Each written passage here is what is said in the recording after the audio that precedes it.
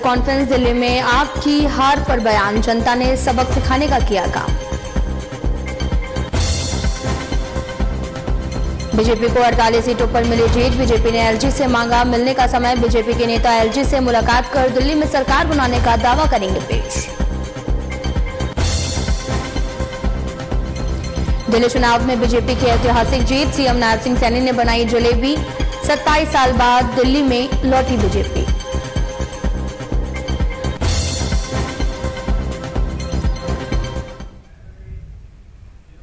नमस्कार, मैं हूं आपके साथ अंकिता पाल। बुलेटिन की शुरुआत करते हैं। दिल्ली विधानसभा चुनाव 2025 में बीजेपी की ऐतिहासिक जीत के बाद में पूरे देश में जश्न का माहौल है। हरियाणा के मुख्यमंत्री नायब सिंह सैनी ने इस जीत का अनोखे अंदाज में जश्न मनाया। उन्होंने पार्टी नेताओं और कार्यकर्ताओं के साथ में मिलकर जलेबी बनाई है और साथ ही लोगों में बांटी भी। और आपको बताते चले कि दिल्ली में बीजेपी ने 70 में से 48 सीटें जीतकर 2/3 बहुमत हासिल किया है। 27 साल बाद में पार्टी की सत्ता में वापसी से कार्यकर्ताओं में जबरदस्त उत्साह है और बीजेपी मुख्यालय और कई राज्यों में जश्न मनाया जा रहा है। तस्वीरें आपको दिखा रहे हैं, जहां पर आपको बताते चले कि दिल्ली विधानसभा चुनाव के रिजल्ट जो है वो घोषित हो चुके हैं और बीजेपी ने पूर्ण बहुमत से सरकार बनाई है, जिसको लेकर सभी जगह जीत का जश्न मनाया जा रहा है। और तस्वीरें भी आपको दिखा रहे हैं, जो कि जहां पर हरियाणा के सीएम नायब सिंह सैनी जलेबी बनाते हुए नजर आए और इस दौरान कार्यकर्ताओं के बीच में बांटा। दरअसल 27 साल के बाद में बीजेपी ने सत्ता में वापसी की है, जिसके बाद में जीत का जश्न सभी बीजेपी मुख्यालयों में देखने को मिला और इस दौरान सीएम नायब सिंह सैनी भी मौके पर पहुंचे और जीत के जश्न में शामिल हुए।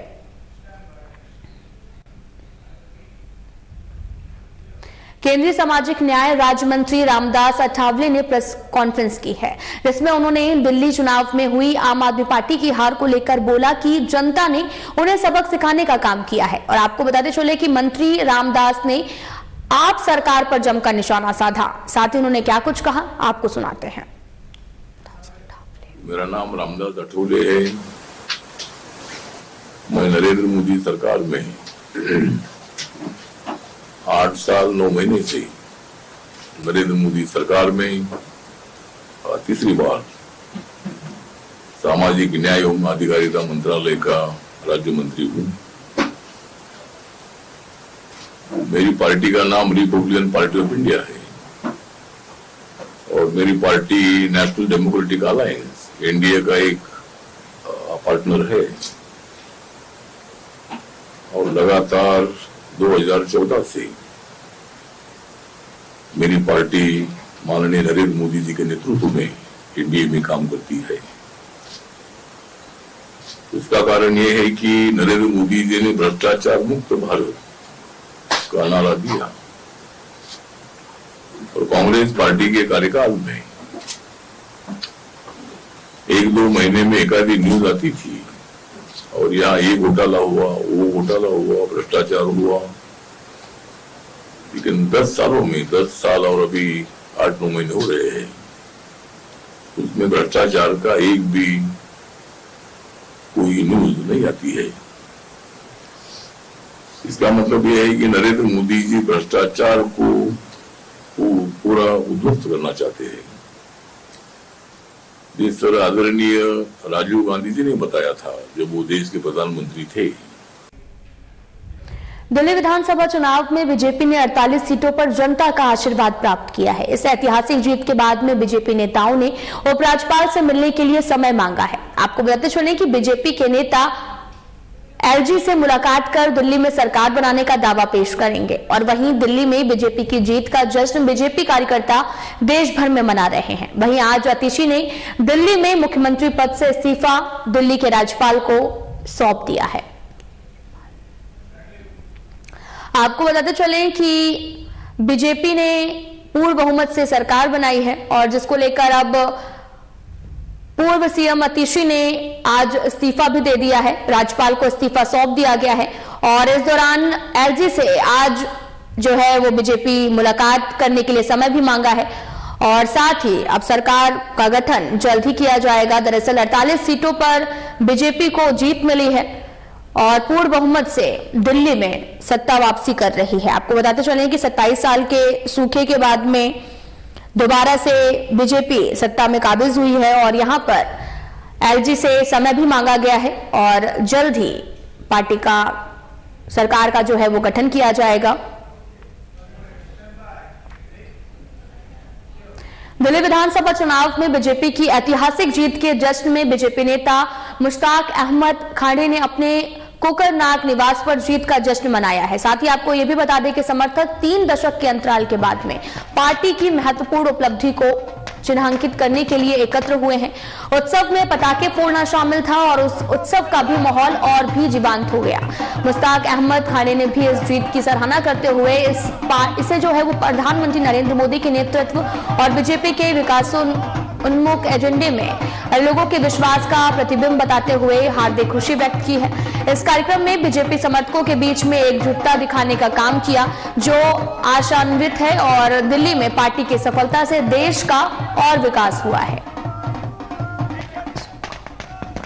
आपको बताते चलें कि उत्सव में पटाखे भी फोड़े गए हैं और हाथ में बीजेपी का झंडा लिए हुए कोकनाग में ये तस्वीरें आपको दिखा रहे हैं जहां पर मुश्ताक अहमद ने जीत दर्ज की है और इसके बाद में लगातार उत्सव में पटाखे भी फोड़े गए हैं। इस दौरान कार्यकर्ताओं में जोश भरने का काम किया गया और बीजेपी नेता के निवास पर जीत का जश्न भी बड़े ही हर्षोल्लास के साथ मनाते हुए कार्यकर्ता नजर आए।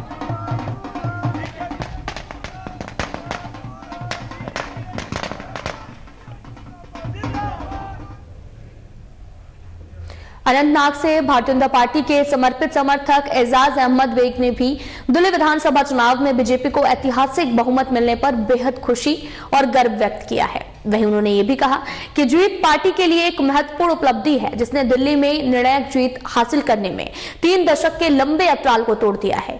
और उत्साह के साथ में बोलते हुए एजाज अहमद ने इस बात पर जोर दिया कि यह जीत प्रधानमंत्री नरेंद्र मोदी और बीजेपी अध्यक्ष जेपी नड्डा के नेतृत्व में दिल्ली के लिए प्रगति और समृद्धि के लिए भी एक नए युग का प्रतिनिधित्व करती है। मैं आपका शुक्रगुजार हूँ, आपका शुक्रिया अदा करता हूँ, आपने मुझे मौका दिया। मसला यह है कि 27 साल के बाद बीजेपी की गवर्नमेंट आई है दिल्ली में। पहले वहां पे कांग्रेस की थी, उसके बाद केजरीवाल की 11 साल से लोग तंग आ चुके हैं। लोगों ने देख लिया है, मोदी विजन देख लिया है। एक ये मतलब हम इस तरह कहेंगे कि जो एलीट क्लास है उसके लिए भी वही स्कीम है जो मिडिल क्लास के लिए है और जो बिलो पॉवर्टी लाइन के लिए लोग भी है। लोग आज काफी मुतमईन नजर आ रहे हैं गवर्नमेंट ऑफ मोदी गवर्नमेंट से, मोदी गवर्नमेंट की विजन से, मोदी गवर्नमेंट के काम करने के तरीके से। ये एक सर्टिफिकेट है बाकी इंसान सब पार्टियों के लिए है कि मोदी का विजन जो है, मोदी का जो काम करने का तरीका है वो सबके लिए एक साथ जो सबका विकास, सबका साथ, सबका विकास और सबका प्रयास। सोनमर्ग के मुख्य बाजार में बीती शाम भीषण आग लगने से 20 से अधिक दुकानें क्षतिग्रस्त हो गई हैं। अग्निशमन और आपातकालीन सेवाओं के एक अधिकारी ने कहा कि ऊपरी मंजिल पर लगभग 20 दुकानें गंभीर रूप से क्षतिग्रस्त हो गई हैं, जबकि निचली मंजिल पर कम से कम 10 को आंशिक क्षति हुई है। तो वहीं अधिकारी ने बताया कि जैसे ही उन्हें कॉल आया उन्होंने अग्निशमन दल को रवाना कर दिया है। अधिकारी ने बताया कि हमने आग पर काबू पाने की पूरी कोशिश की। अग्निशमन अभियान अभी भी जारी है। संपत्ति को हुए नुकसान का पूरा जो आंकड़ा है वो ऑपरेशन पूरा होने के बाद स्पष्ट होगा और आग लगने का कारण अभी तक पता नहीं चल पाया है और जांच शुरू कर दी गई है। आपको बताते चले कि सोनमर्ग में भीषण आग लगने का ये पूरा मामला सामने आया। दमकल की गाड़ियां भी सूचना के बाद मौके पर पहुंची और आग बुझाने का कार्य लगातार किया जा रहा है। दरअसल अभी तक आग लगने के कारणों का पता नहीं चला है कि आखिर किस वजह से इतनी भीषण आग लगी और फिलहाल आग बुझाने के लिए फायर ब्रिगेड भी मौके पर पहुंचा। दरअसल ये तस्वीरें आपको दिखा रहे हैं जो कि सोनमर्ग से हैं, जहां पर भीषण आग लगने की घटना सामने आई है। आग लगने का कारण अभी अज्ञात है और लगातार आग बुझाने का कार्य जो है वो किया जा रहा है और काफी नुकसान होने की बात भी कही जा रही है। हालांकि आग बुझने के बाद ही नुकसान का आकलन किया जाएगा।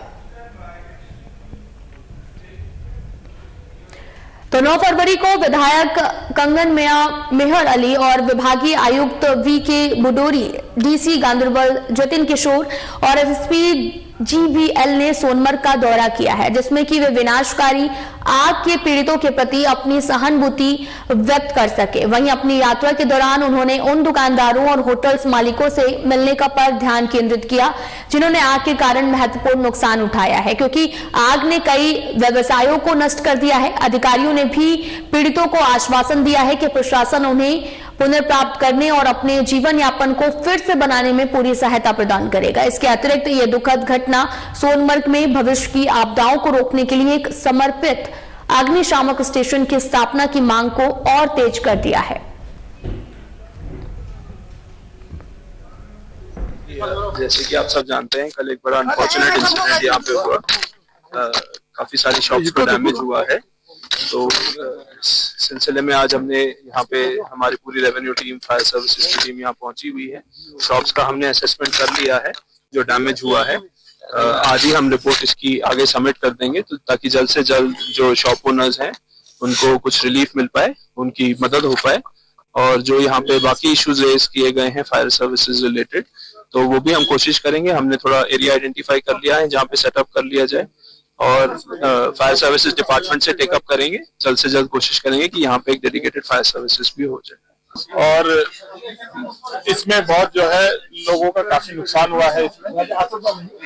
अब इसमें ठीक बात ये रही कि लोगों की समझबूझ की वजह से एक तो जान का कोई ऐसा नुकसान नहीं हुआ है, तो उसके लिए तो हम शुक्रगुजार हैं सभी के कि सबने बहुत अच्छे से इस जो डिजास्टर पे काम किया। मार्केट एसोसिएशन हो, यहाँ की जो जामिया है एडमिनिस्ट्रेशन की तरफ से, सभी ने इसमें जितना हम इसे बेस्ट कर सकते थे इसको इस तरह से किया।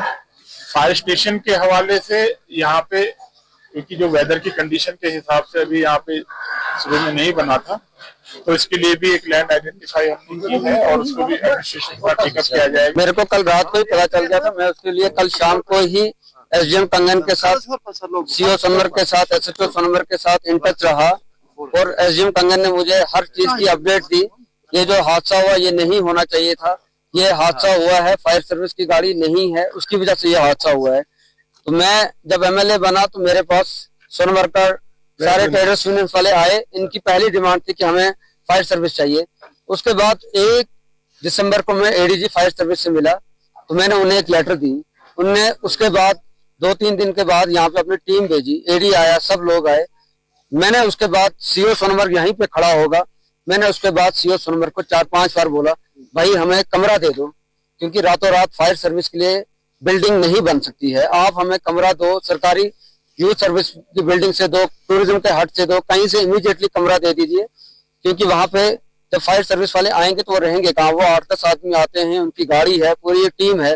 सर CO सोनमर्ग ने इसमें कोई हीरानगर कठुआ के ग्रामीण महिलाओं के ने स्वरोजगार की एक मिसाल कायम की है। गांव पतवाल में अपनी तरह का पहला मिलेट्स रेस्टोरेंट स्थापित किया है, जिसमें कृष्णा मिलेट रेस्टोरेंट के नाम से जाना जाता है, और 12 महिलाओं के एक स्वयं सहायता समूह द्वारा संचालित सभी आयु समूह को सेवाएं प्रदान करता है, और ये एक अनूठा अवसर भी प्रदान करता है। आपको बताते चले कि मिलेट रेस्टोरेंट का नाम रखा गया है कृष्णा, जहां पर पहला मिलेट्स रेस्टोरेंट खुला हुआ है, जिसमें ये सभी के लिए ओपन किया गया है, जहां पर महिलाओं ने यहां पर कामयाबी की मिसाल भी पेश की है। जहां पर मिलेट से नाम से रेस्टोरेंट खोला गया है, जहां पर मिलेट से बनी हुई चीजें जो हैं वो यहां पर उपलब्ध कराई जा रही हैं, जिससे तमाम तरह के जो ग्राहक हैं वो यहां पर पहुंच रहे हैं। और साथ ही हीरानगर में इसकी शुरुआत की गई है। जम्मू कश्मीर में ये पहला बाजार रेस्टोरेंट जो है, बाजरा का रेस्टोरेंट जो है वो खोला गया है, जहां पर मिलेट से बने चीजों का जो उपलब्ध भी करवाई जा रही है। यहाँ पर ग्रुप से हम काम कर रहे हैं जी। हमने पहले मशरूम पे स्टार्ट किया था, अब हम साग टोडे पे काम कर रहे थे, तो उससे हमने सोचा कि मिलेट का बड़ा बोलबाला है, इसमें हमें मिलेट पे काम करना चाहिए। तो हम सभी महिलाओं को यही कहेंगे कि अपना काम करो, जिससे अपनी आमदनी का भी साधन बनता है, किसी पे निर्भर नहीं होना है। अस लगे दे इ'यै बनाना फिर पहला अस बनाई कैंडी बाजरा भी ढोडा भी बनदा इत्थै बाजरे दा मक्की दा ढोडा भी बनदा एह् रागी दे आटे दे इडली भी है। 1 साल हो गया ये बनाते हुए तो सभी लेडियां हमने ग्रुप बनाया हुआ है तो सब मिलजुल कर काम कर रहे हैं।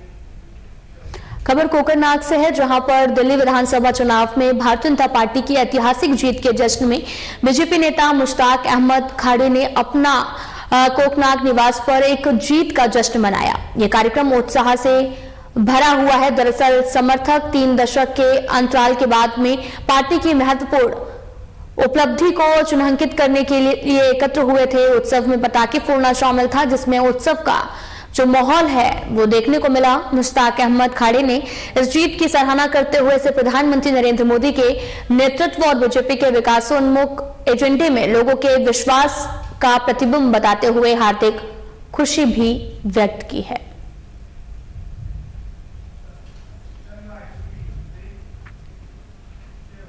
तो वहीं दिल्ली विधानसभा चुनाव में बीजेपी की ऐतिहासिक जीत के जश्न में सह प्रभारी कश्मीर ने डाक बंगला अनंतनाग में जीत का जश्न मनाया। यह कार्यक्रम उत्साह से भरा हुआ था क्योंकि समर्थक 3 दशक के अंतराल के बाद में पार्टी की अहम उपलब्धि का जश्न मनाने के लिए एकत्र हुए।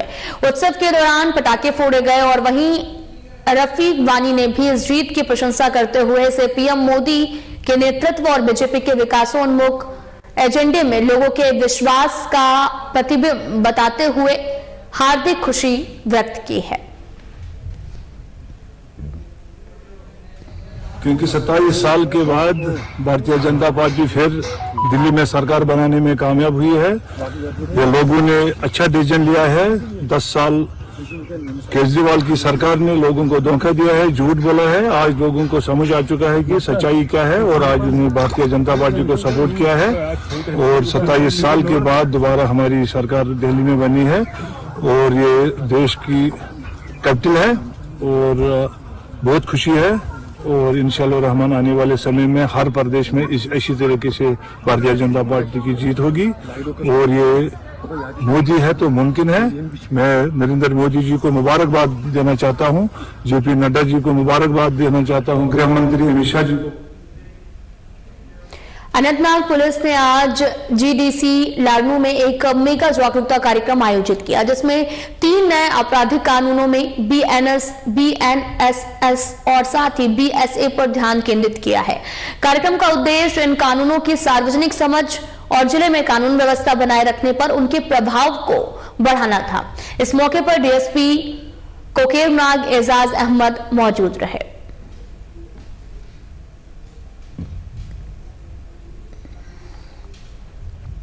तीन नए आपराधिक कानून पर जो है वो बात की गई। लगातार जागरूकता भी फैलाई जा रही है। पूरा ये मामला अनंतनाग से है जहां पर अनंतनाग में मेगा जागरूकता कार्यक्रम का आयोजन किया गया जहां पर बीएनएस की जो धाराएं हैं उनके बारे में बताया गया। 3 कानून में अभी हाल ही में संशोधन करके बनाया गया और जिसके बाद में अब अनंतनाग पुलिस ने एक कार्यक्रम भी चलाया है जिसके माध्यम से इन 3 नए आपराधिक कानूनों पर बातचीत भी की गई और लगातार जागरूकता जो है वो फैलाई जा रही है और यहाँ पर दिवस मना के इम्प्लीमेंट किया जा रहा है जिसको लेकर मेगा जागरूकता कार्यक्रम आयोजित किया गया है जहां पर बड़ी संख्या में लोग पहुंचे और यहाँ पर जागरूकता लोगों के बीच में 3 आपराधिक कानूनों के बारे में जागरूक किया गया है और अनंतनाग पुलिस ने ये एक अभियान चलाया है। जो मतलब नए कानून बनाए गए 2024 में जैसे कि BNS and BNSS and BSA, तो जो ये नए कानून हैं बहुत ही अच्छे बने हैं। जैसे कि हम देख सकते हैं एक लड़की के लिए जैसे कि एक लड़का उसे वर्गलाता है या कुछ मतलब लाइक दैट उसे बोलता है कि मैं आपके साथ शादी करूंगी या बाकी जैसे कुछ भी क्रिमिनल लॉज होते हैं हमारे कानून में या हमारे आसपास कुछ भी क्रिमिनल लॉज बन जाते हैं जैसे कि ड्रग प्लेयर्स या बाकी जो होते हैं उनके खिलाफ मतलब बहुत ही अच्छे कानून बने गए हैं, अच्छी स्ट्रिक्टेस्ट कानून है। जैसे एक लड़की के लिए भी बहुत बेनिफिट्स है, हमारे आसपास के माहौल के लिए भी बहुत अच्छे बेनिफिट्स हैं इसके से। तो मेरे हिसाब से जो ये कानून बने हैं नए 3 कानून बहुत ही अच्छे हैं एक मतलब नागरिक के लिए, चाहे वो लड़की है या लड़का है, वो बहुत ही अच्छे कानून बनाए गए हैं। खबर गांधीनगर से है जहां पर 11 साल से गुजराहमा से शिलावट पुल अधूरा पड़ा है, जिसकी वजह से लोगों को परेशानियों का भी सामना करना पड़ रहा है। गुजरामा, गांधरबल और अन्य निकटवर्ती क्षेत्रों के निवासी 2014 से निर्माणाधीन पुल को पूरा करने में विफल जो है वो रहने के लिए जम्मू और कश्मीर प्रोजेक्ट कंस्ट्रक्शन कॉरपोरेशन के खिलाफ हथियार उठा रहे हैं। इस पुल का काम 2011 से शुरू किया गया था, लेकिन दुर्भाग्य से 2014 से काम बंद हो गया है। इस बारे में उन्होंने जानकारी दी है कि एक दशक पहले स्वीकृत पुल का निर्माण अज्ञात कारणों से आधा अधूरा छोड़ दिया गया था। वहीं निवासियों ने भी कहा कि पुल पूरा हो जाने पर भी इस क्षेत्र को बड़ा बढ़ावा मिलेगा और ये कई गांवों को जोड़ेगा। साथ ही ये भी कहा कि इस पुल के पूरा होने से कई गांवों के बीच की दूरी काफी कम हो जाएगी और यात्रियों को कम से कम समय में अपने गंतव्य तक पहुंचने में मदद भी मिलेगी। वहीं उन्होंने इस मामले में उपराज्यपाल मनोज सिन्हा, सीएम उमर अब्दुल्ला और साथ ही गांधरबल के विधायक भी हैं, तत्काल हस्तक्षेप की मांग की गई है। मेरा नाम कैसर शाबान है, मैं गोलसुमा गांधरबल में रहता हूं। इस पुल का काम 2011 से स्टार्ट हुआ था, 2014 में बंद हुआ है। तो इसकी वजह अगर हम कास्ट की बात करें, ये छोटी कास्ट नहीं है। 8 करोड़ अभी तक इस पे अंडर कंस्ट्रक्शन नहीं है, 8 करोड़ लगे हैं इसको। तो मैं गवर्नमेंट से अपील करना चाहता हूँ, ये जो 8 करोड़ है ये छोटी रकम नहीं है, ये बहुत बड़ी रकम है। इसलिए मैं चाहता हूँ इस काम को आगे लेना चाहिए, क्योंकि जो ये काम अभी रुका है पिछले 15 साल से ये अभी पेंडिंग है। यहाँ के लोगों को यहाँ जमीन है, यहाँ के लोगों को वहाँ जमीन है, उसके बिना वहाँ के जो हमारे बच्चे हैं वो यहाँ पढ़ते हैं, यहाँ के बच्चे वहाँ पढ़ते हैं। आपको बताते चलें कि गुजरामा में शिलावट पुल का कार्य जो है वो अधूरा पड़ा है। इसके बन जाने से गंतव्य में कोई भी दिक्कत नहीं होगी। श्रीनगर जम्मू कश्मीर की पूर्व सीएम महबूबा मुफ्ती की बेटी इल्तिजा मुफ्ती ने भी बड़ा दावा किया है।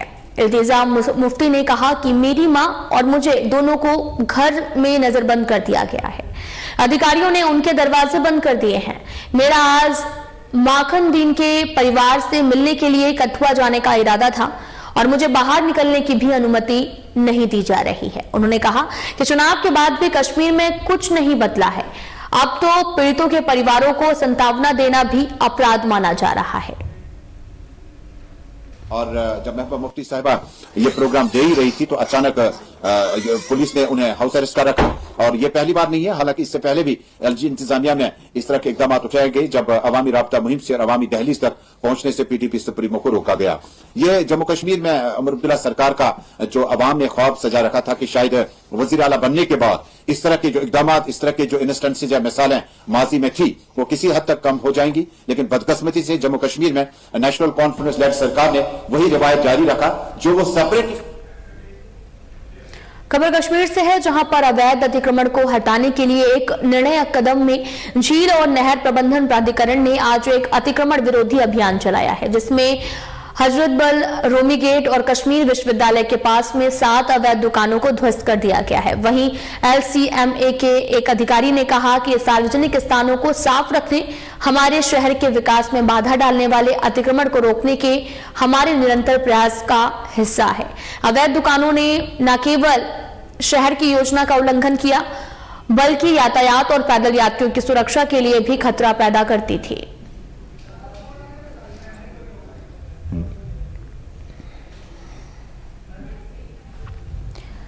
अतिक्रमण विरोधी अभियान जो है वो चलाया जाएगा और लगातार कार्रवाई भी की जाएगी। दरअसल आपको बताते चलें कि पूरा मामला कश्मीर से सामने आया है, जहां पर अतिक्रमण लगातार बना हुआ है, जिसको लेकर तमाम तरह के नदियों, झीलों के किनारे का जो रास्ता है वो भी साफ होगा, जिससे अतिक्रमण जो है वो लगातार बढ़ रहा है, जिसको हटाया जाने का काम भी लगातार किया जा रहा है।